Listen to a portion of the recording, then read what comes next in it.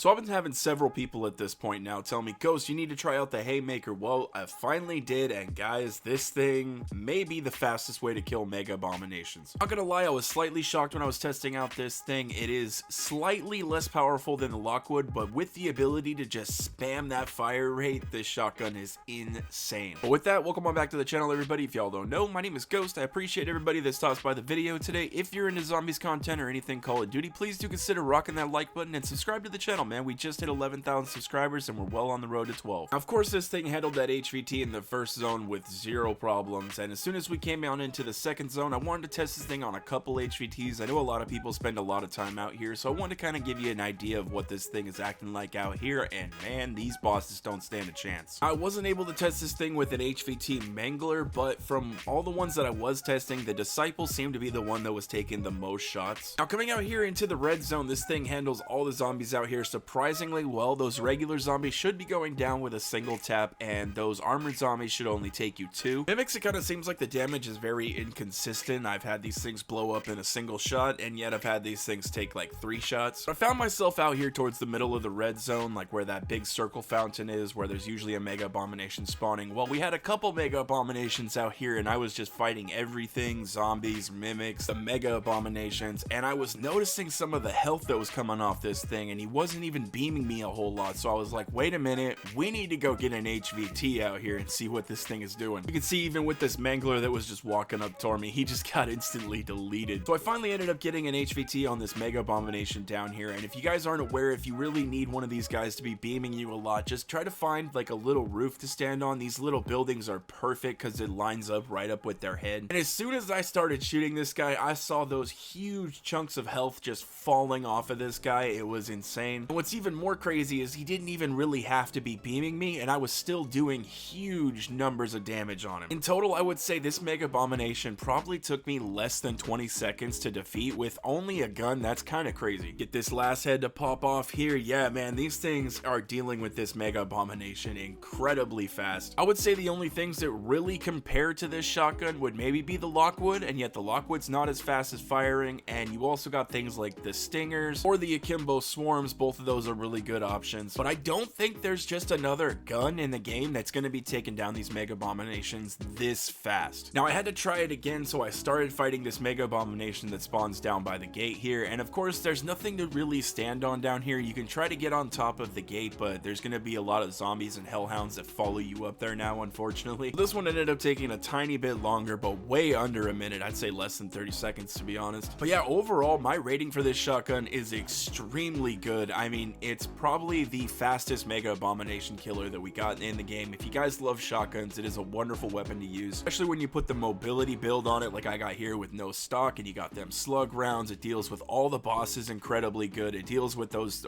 red zone zombies really well. When you got a pack-a-punch gun that's holding 40 slugs in it that are that powerful, man, this thing is a monster. But just shortly after that, I ended up coming into the dark ether, and I wanted to take out that mega abomination that's right by the gate, so we used one of those turret mods that we brought in here because there's just a lot of zombies that are going to be running around in here. From what I could tell, it did handle the zombies even in the dark ether with ease, but we ended up running the whole dark ether with the Wonderwaff, so that is going to be a part of the next video. And look at this, a mega abomination actually dropped me a scorcher. That's kind of crazy. Just goes to show you can get almost anything from killing these megas. So that is going to wrap up this video. I know this one was a little bit shorter, but I'm going to try to squeeze out another video today. This Haymaker honestly absolutely blew me away. The loadout is going to be on the screen right here if you guys want to check it out. Big shout out to everybody that's been going absolutely hard lately and supporting the hell out of the channel. You guys mean the world to me. Big shout out to all of my channel members as well. You guys are like the absolute backbone of the channel. Please drop a like on the video if you guys enjoyed it, and subscribe to the channel if anybody is new. Have a wonderful rest of your day, and I will catch you in the next one.